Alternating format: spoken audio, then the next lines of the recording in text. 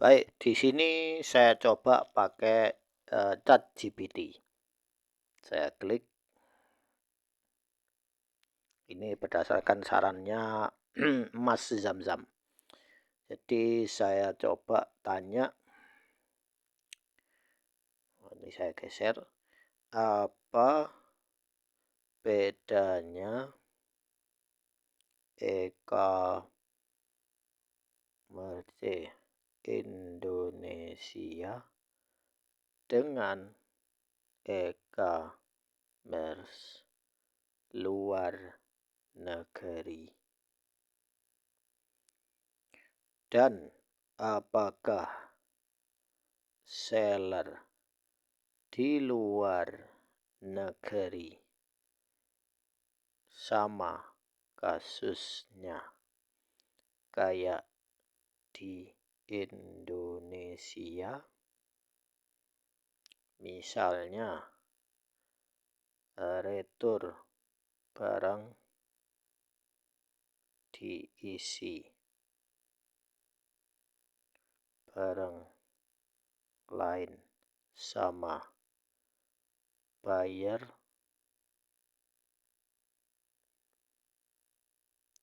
apakah hukum lebih kuat di sana atau di Indonesia? Baik, nah, nanti saya akan mengajukan pertanyaan lagi. Jelaskan buktinya secara real. Baik. Karena ada teknologi, ya berarti kita pakai ya. Ini lagi proses. Baik, ini saya baca ya. Penjelasan perbedaan e-commerce Indonesia dan luar negeri serta bagaimana kasus seller atau buyer misal retur barang diisi barang lain ditangani secara hukum di masing-masing yurisdiksi beserta bukti nyata dan peraturan yang berlaku. Pertama, struktur dan dasar hukum e-commerce. E-commerce Indonesia diatur oleh beberapa hukum ya. Ini tentang perlindungan konsumen. Keduanya aturan ini memberikan dasar hukum untuk transaksi digital termasuk e-commerce. Ya. Ini tahun 2008. Oke, marketplace platform berperan sebagai fasilitator, seller pedagang individu wajib mengikuti aturan yang ditetapkan. Baik. Kemudian pemerintah menuntut agar seller luar negeri yang menjual ke konsumen Indonesia memiliki badan hukum atau wakil di RI supaya bisa dipanggil hukum jika terjadi sengketa. Maksudnya TikTok Shop itu kan asing ya. Dia harus punya badan hukum di sini ya. Jadi kalau ada masalah bisa dipanggil ke pengadilan. Kemudian e-commerce luar negeri. Misalnya di Eropa ada aturan khusus hak konsumen seperti Consumer Right Directive yang memberikan hak retur barang 14 hari sejak penerimaan tanpa alasan. Oh, berarti mirip kayak Shopee ya, kayak Shopee, kayak TikTok Shop. Ya. Dan jaminan minimal 2 tahun untuk barang yang catat atau tidak sesuai deskripsi. Ya, maksudnya garansi ya. Ini kalau di Eropa. Sedangkan di Amerika Serikat tidak ada kewajiban federal untuk retur atas alasan tidak cocok. Tapi ada hukum yang mengatur agar seller harus mematuhi kebijakan retur yang mereka publikasikan dan undang-undang perlindungan konsumen yang mencegah praktek menyesatkan. Ini di Amerika. Berarti TikTok Shop dan Shopee itu niru kayak di Eropa. Walaupun tidak selama itu 14 hari ya. Baik, kemudian yang kedua, hak retur, refund, dan perlindungan konsumen. Indonesia, konsumen punya hak untuk mengembalikan barang atau membatalkan transaksi sesuai syarat yang dijelaskan penjual. Tetapi tidak ada aturan retur 14 hari tanpa alasan yang eksplisit seperti di Uni Eropa. Administrasi marketplace biasanya menetapkan kebijakan retur sendiri. Ya, kemudian undang-undang memberi hak kepada konsumen untuk mendapatkan pengembalian atau ganti jika barang rusak, tidak sesuai deskripsi atau tidak sesuai pesanan, dan penjual wajib mematuhi ketentuan tersebut. Kemudian meskipun hukum sudah ada, penegakan sering lemah karena beberapa seller tidak responsif. Oh, ini ChatGPT kayaknya lebih mendukung buyer ya. Tapi akan saya kasih pertanyaan lagi. Terhadap komplain atau proses sengketa di platform tidak ditangani secara efektif. Baik, kemudian Uni Eropa konsumen memiliki hak return 14 hari, ya, menerima barang tanpa menjelaskan alasan. Jaminan hukum 2 tahun jika barang tidak sesuai. Terdapat jaringan seperti European Consumer yang membantu menyelesaikan sengketa lintas negara. Oh, ternyata mereka sudah ada ya. Baik, kemudian ini Amerika beda lagi ya. Tidak ada hukum federal yang memaksa retur tanpa alasan. Tapi jika setelah menulis kebijakan retur itu menjadi komitmen hukum yang harus dipatuhi. Baik, kasus buyer, ini sekarang ya, kasus buyer kirim barang lain, retur fraud. Di Indonesia, kasus buyer yang mengembalikan barang berbeda atau kosong tetap termasuk bentuk penipuan dan unsur kecurangan. Nah ini ya, perhatikan ya, untuk para buyer yang nakal ini. Baik, kemudian yang kedua, hukum perlindungan konsumen dan UU ITE memberikan dasar agar konsumen dan seller bisa mengajukan sengketa. Tetapi implementasi tergantung mekanisme marketplace atau penyelesaian melalui jalur hukum formal, PPSK atau pengadilan. Ya ini ya ruwet ya. Sebentar saya minum. Ini ruwet ya. Kalau masalahnya masalah barang sepele kayak gini harus ada undang-undang yang melindungi seller ya. Ini masukan dari saya. Kemudian banyak marketplace punya tim sengketa, tetapi efektivitas penanganan kasus return fraud sering menjadi keluhan karena bukti sulit diautentikasi. Baik, di luar negeri banyak platform global seperti Amazon, eBay memiliki sistem proteksi buyer dan seller yang kuat. Oh, jadi Amazon dan eBay itu mereka punya sistem proteksi buyer yang kuat. Contoh, bukti foto atau video kurir sebagai bagian dari proses retur. Jadi mereka tidak hanya buyer sama seller ya, tetapi kurir. Jadi pertama penjual itu memfoto dan memvideo, kemudian kurir memfoto dan memvideo. Jadi mereka punya data ya. Nah, jadi kalau orang mau serampangan kayaknya sulit ya, karena tiga pihak ini ya, buyer, kurir sama seller, mereka sama-sama punya data. Kemudian kebijakan verified return tracking. Nah, jadi mereka punya sistem canggih ya. Jadi tracking itu mereka bisa tahu ini ada unsur nipu apa enggak. Kemudian yang ketiga, penanganan dispute melalui platform dan kadang melalui hukum lokal. Ya bagus ya. Di Uni Eropa selain aturan retur, barang yang tidak sesuai deskripsi jelas merupakan pelanggaran hak konsumen dan konsumen bisa menuntut pengembalian uang atau penggantian. Di AS meskipun tanpa aturan retur wajib nasional, banyak marketplace besar memberi proteksi untuk buyer dan seller melalui program seperti A to Z, Guarante di Amazon. Ini itu bukan hukum negara, tetapi merupakan kebijakan internal yang memberikan refund kepada pembeli jika barang tidak dikirim dan tidak sesuai. Mana yang lebih kuat hukumnya? Nah, kita lihat ya, hukumnya yang lebih kuat mana? Baik. Perlindungan konsumen kuat secara teori. Nah, kemudian implementasi sengketa e-commerce masih sering tidak konsisten. Berarti kacau. Ya. Kasus lintas negara rumit karena yurisdiksi hukum. Belum ada ya, Indonesia kayaknya belum ada soal itu. Atau masih perlu penambahan lagi. Kemudian penegakan lemah karena beban bukti, batasan yurisdiksi atau ketidaktahuan konsumen. Baik, kemudian Uni Eropa, protection kuat, retur 14 hari sama 2 tahun jaminan. Kemudian ada mekanisme lintas negara. Kemudian hukum tegas jika seller melanggar hukum, konsumen denda sampai jutaan euro. Ya ini gila ya. Kemudian lebih kuat dan konsisten dalam perlindungan konsumen dibanding Indonesia. Ya, ini teguran buat Menteri UMKM ya. Ini bukan saya yang ngomong ya, tetapi ini ChatGPT. Baik, kemudian Amerika Serikat. Ada perlindungan konsumen melalui FTC dan hukum negara bagian.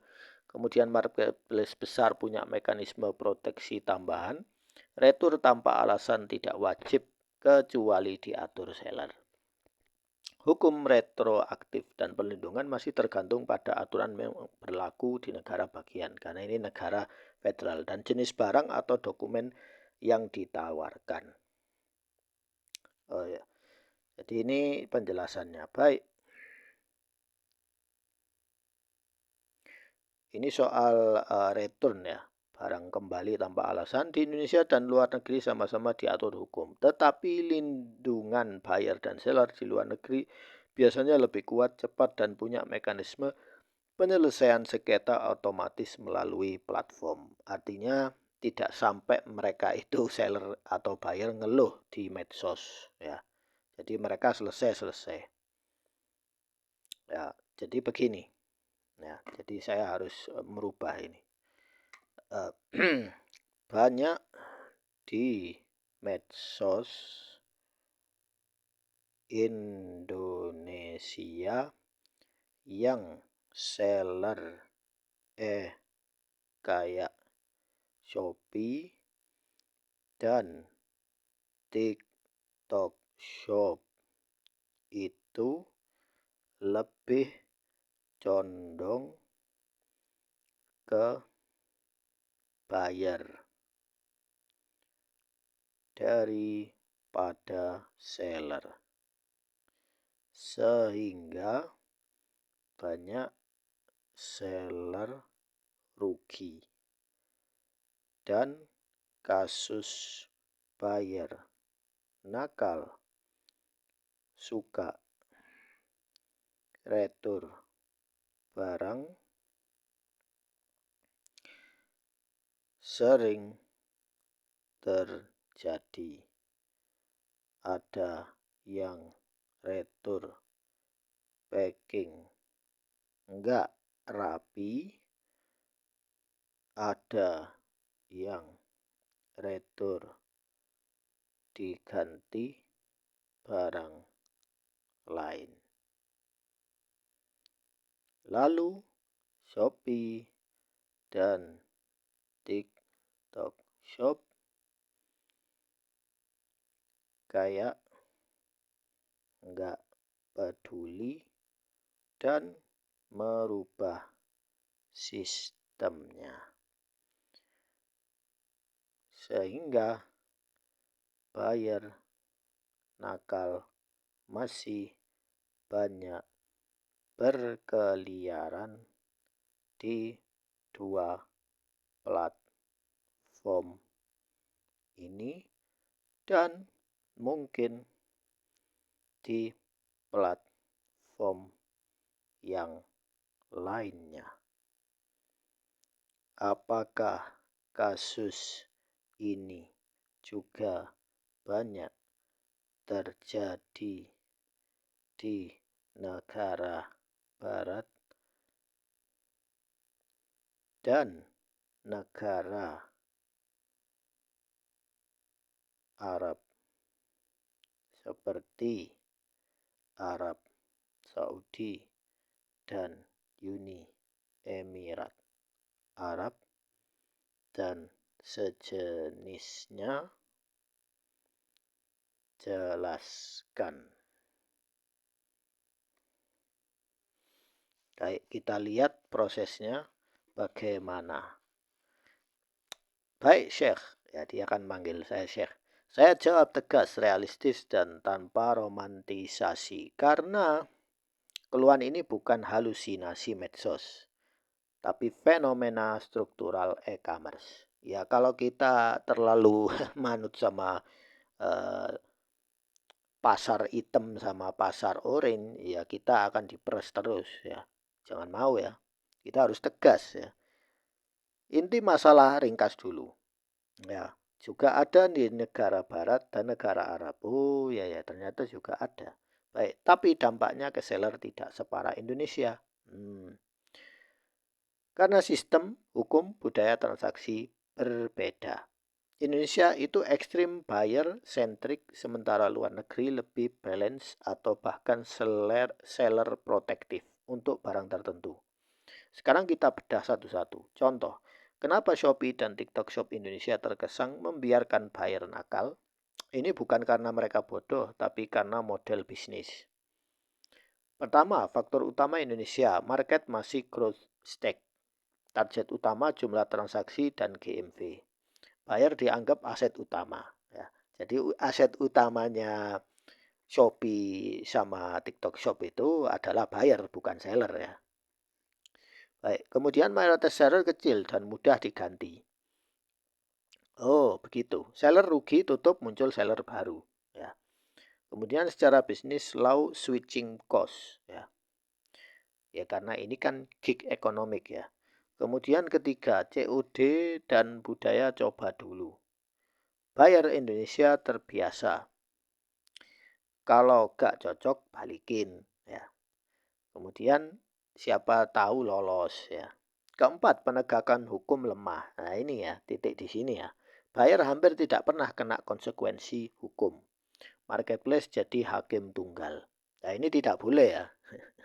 Nggak boleh marketplace jadi hakim tunggal. Kita ini negara yang punya mahkamah agung, ada mahkamah konstitusi, ada pengadilan, ada PP, ada UU, ada Perpu, dan peraturan yang lain. Kok marketplace jadi mau buat negara sendiri? Nggak boleh ya, nggak boleh. Hasilnya buyer nakal tidak jerah, seller jujur yang tumbang. Ya. Ini bukan kebetulan, tapi konsekuensi desain sistem. Ya kalau sistemnya trouble kayak gini ya, ya bermasalah ya. Kedua, apa di negara barat ya, seperti Uni Eropa dan Amerika juga banyak buyer nakal? Jawaban jujur ada tapi tidak liar. Oh ya, berarti ada ya, sama kayak Indonesia. Baik. Amerika dan Eropa ada return fraud. Isi paket pakai batu, tukar barang lama, klaim not as described. Tapi beda besar dengan Indonesia. Nah, bedanya di mana? Perbedaan kunci. Akun buyer diberi risk score. Terlalu sering retur, akun dibatasi. Ya. Jadi mereka membiarkan buyer retur silakan. Ya. Tapi kalau sudah nyala kuning, ya berarti tidak bisa retur seenaknya. Kemudian bisa kehilangan hak retur. Jadi sudah tidak bisa retur lagi karena bermain-main. Kemudian refund ditolak otomatis. Kedua, seller boleh blacklist buyer. Nah, jadi seller itu bisa blacklist buyer. Kalau ada buyer nakal, dia retur, barang kembali langsung blacklist. Selesai. Jadi dia sudah tidak bisa order lagi. Ya. Baik, ketiga, barang mahal. No instant refund. Nah, jadi bayangkan barang mahal itu tidak bisa dengan seenaknya diretur ya. Kemudian unboxing dan return video dianggap bukti. Ya, jadi masing-masing punya video. Seller punya video, buyer juga punya video. Kurir juga punya video. Kemudian hukum pidana jalan. Nah, ini ya, return fraud, criminal fraud. Jadi kalau orang mau nipu, retur nipu, ya berarti bisa diseret ya. Bisa diproses polisi, meski jarang, tapi nyata. Ya, kalau mau diproses langsung diproses ya. Contoh nyata, Amazon Amerika Serikat menutup ribuan akun buyer tiap tahun karena abuse return. Jadi terlalu banyak yang return itu, akhirnya buyer kena red ya, sudah tidak bisa retur lagi, akhirnya ditutup sama Amazon. Ya. Kemudian Walmart dan Best Buy tolak retur jika histori mencurigakan. Nah, ini sistem mereka sudah bagus ya, sudah bagus ya. Nah, jadi pembeli nakal minim. Buyer takut main kotor karena ada resiko. Resikonya ya di situ. Ya, pertama di blacklist sama seller.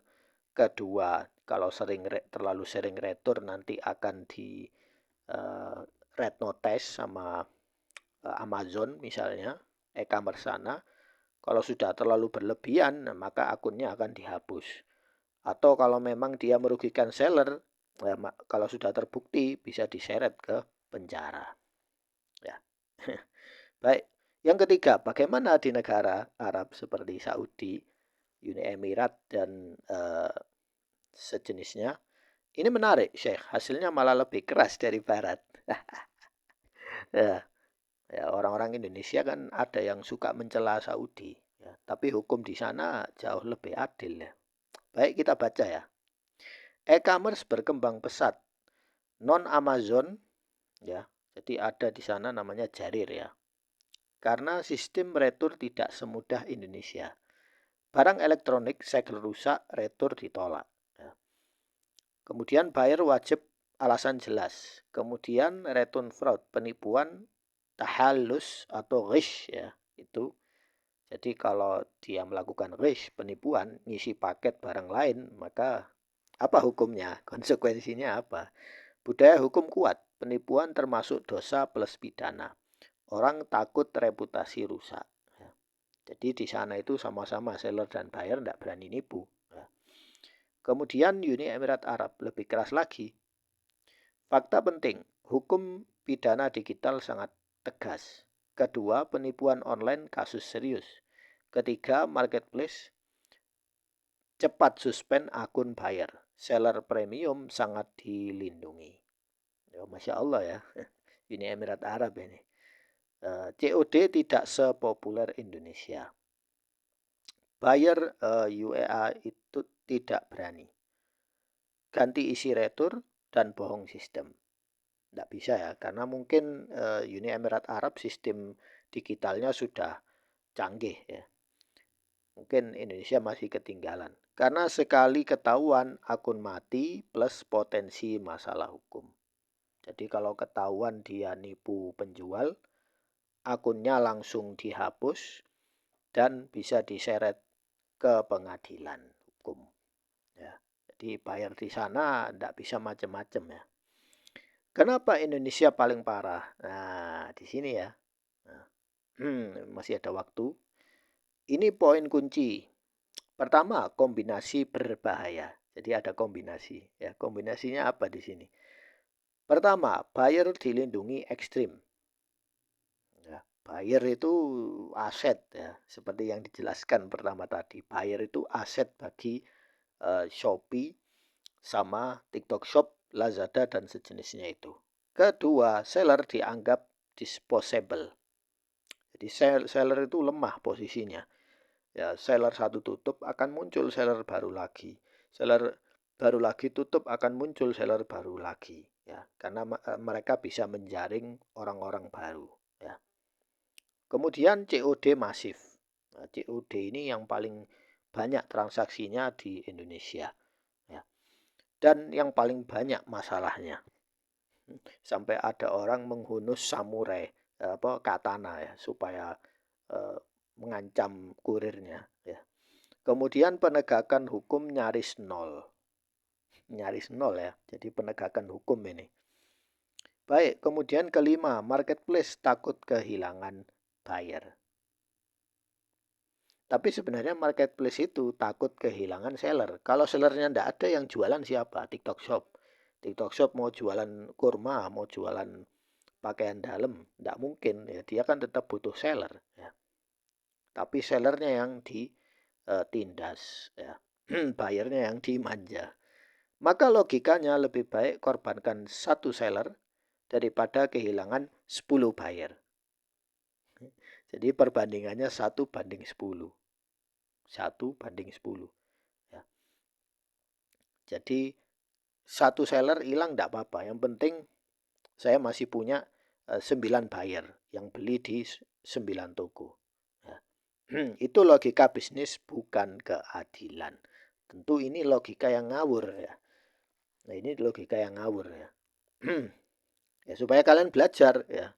Saya bukan anti TikTok Shop, bukan anti Shopee, bukan anti Lazada, bukan anti Tokopedia. Silakan kalian jualan. Tapi kalau sistemnya nggak adil, ya buat apa? Itu buang-buang waktu namanya. Buang-buang waktu, buang-buang duit, buang-buang energi, buang-buang mental. Ya, mental kalian ini yang dipermainkan. Jadi keluhan seller Indonesia itu valid? Ya, 100% valid. Dan diakui secara global. Tapi wilayah kita bisa lihat di sini. Indonesia sangat banyak, hampir nol konsekuensi. Kemudian Amerika dan Uni Eropa ada, tapi akun dibatasi dan ditutup. Ya. Kemudian Saudi sedikit, sosial dan hukum, ya sana itu keras, ya. Sedangkan di Uni Emirat Arab sangat sedikit sekali yang bermasalah dan hukum di sana berat. Ya, jadi buyer dan seller sama-sama tidak berani. Sedangkan Indonesia konsekuensinya hampir nol, ya. Hampir nol. Ya. Kesimpulan jujur tanpa basa-basi, Shopee dan TikTok Shop Indonesia bukan tidak tahu. Ya, mereka tahu loh ya. Ya. Mereka memilih buyer centric. Negara Barat dan Arab buyer nakal tetap ada. Kemudian tapi disaring, dihukum dan dieliminasi. Sistem membuat nakal itu mahal. Ya. Indonesia justru membuat nakal itu murah dan aman. Kalau Syekh mau saya bisa jelaskan lebih lanjut strategi seller bertahan dan dari buyer nakal, cara membaca celah sistem marketplace, kenapa seller barang mahal jarang main di COD, apakah ini bisa berubah atau memang disengaja permanen. Kita milih yang mana? Ya, ya. Nanti kalian ketik sendiri ya strateginya ya. Kita yang poin 4 ya. Poin 4. Poin 4.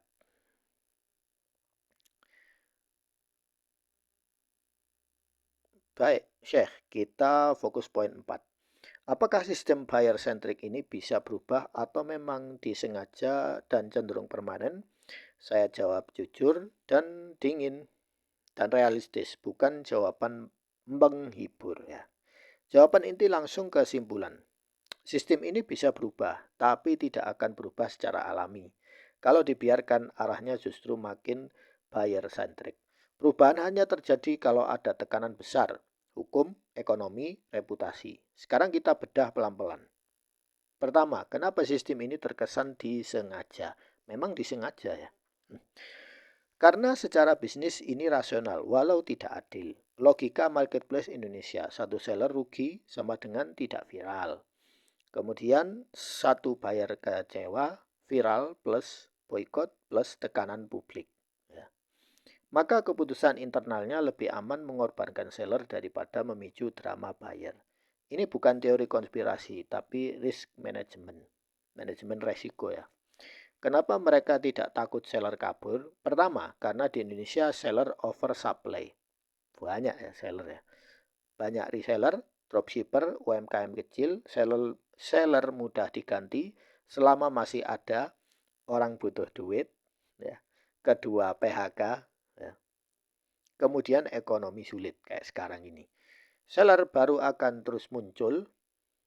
Inilah sebabnya suara seller individu dianggap kecil. Ya.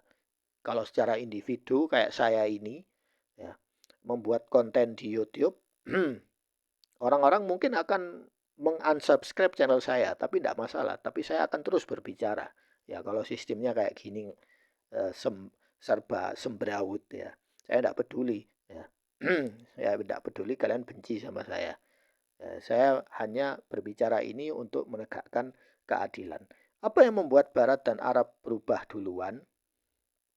Karena mereka pernah jatuh dulu. Nah, ini pelajaran ya buat kita ya. Pertama, di Barat, return fraud bikin kerugian miliaran dolar. Ya. Kemudian seller besar hengkang. Ya, jadi bayangkan, misalnya Amazon punya toko-toko seperti Samsung, Polytron, dan lain-lain buka toko ya di situ. Kemudian pengrajin di Amerika atau di Eropa pengrajin pisau misalnya buka toko di sana. Kemudian orang-orang main retur terus. Ya. Ini justru merugikan pihak e-commerce dan juga merugikan negara Amerika. Kenapa?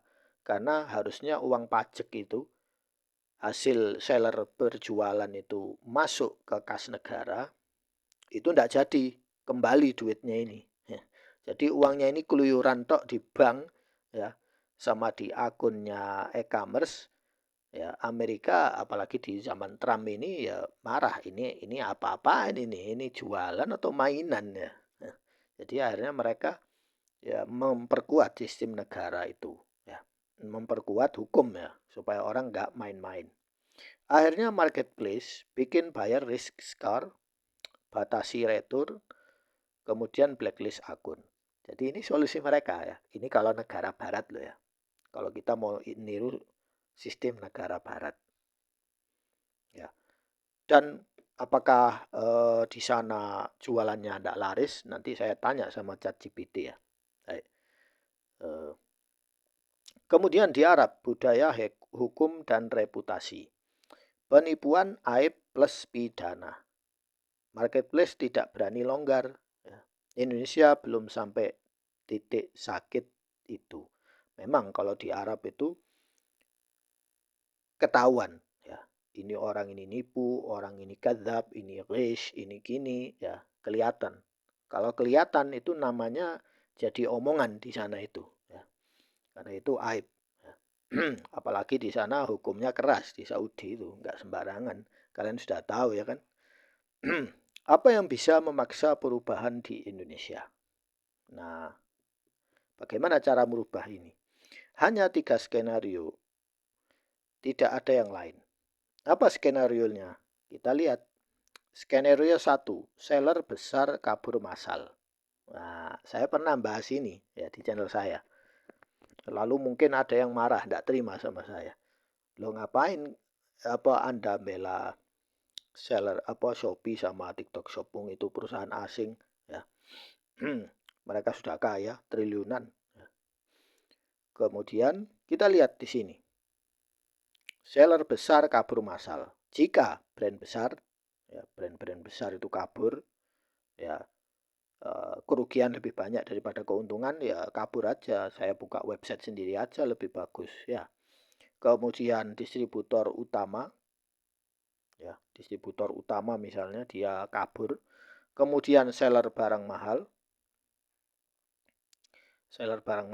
itu sudah tidak jualan di situ ya. Misalnya kayak sepeda, kayak elektronik ya, kayak TV Polytron itu tadi ya. Sungguh aku kesian sama orangnya ya.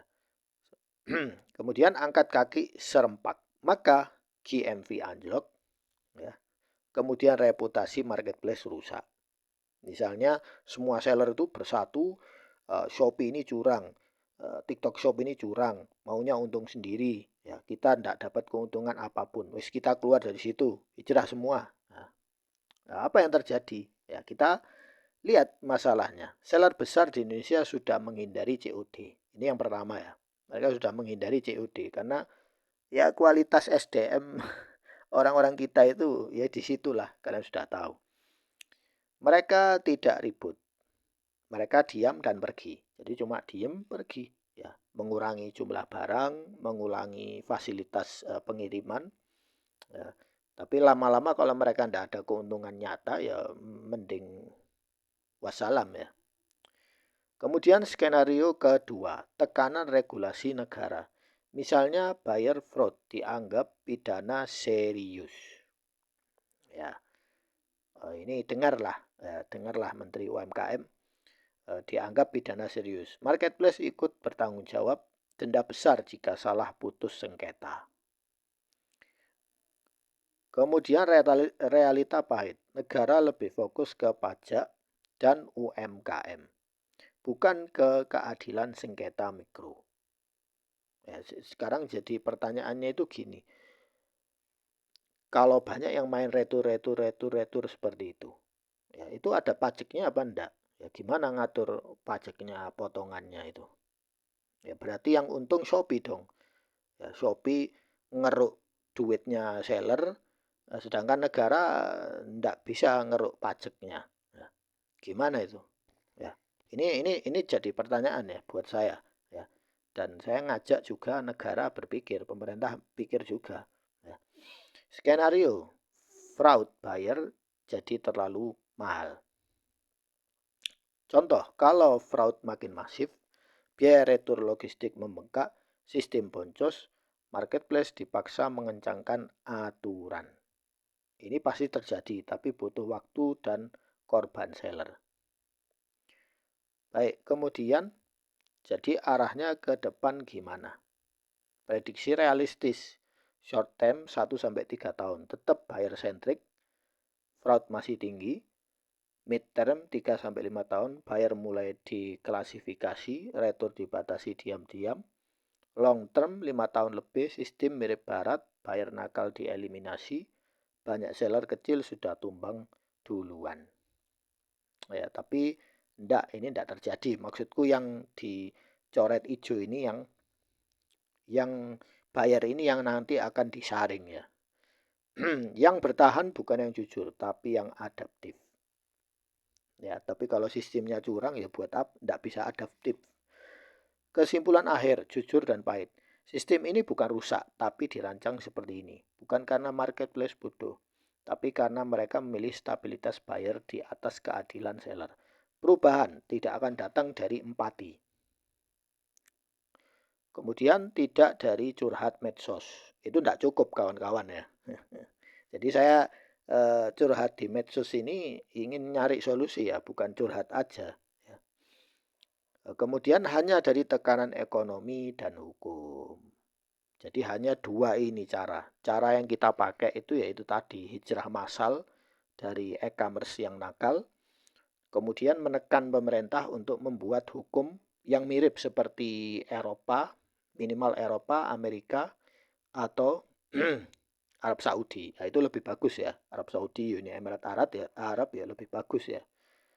Kalau Sheikh mau, langkah berikutnya yang paling penting adalah bagaimana seller selamat di sistem yang tidak adil ini. Bukan menunggu sistem jadi adil. Nah, insya Allah akan saya lanjutkan di video berikutnya.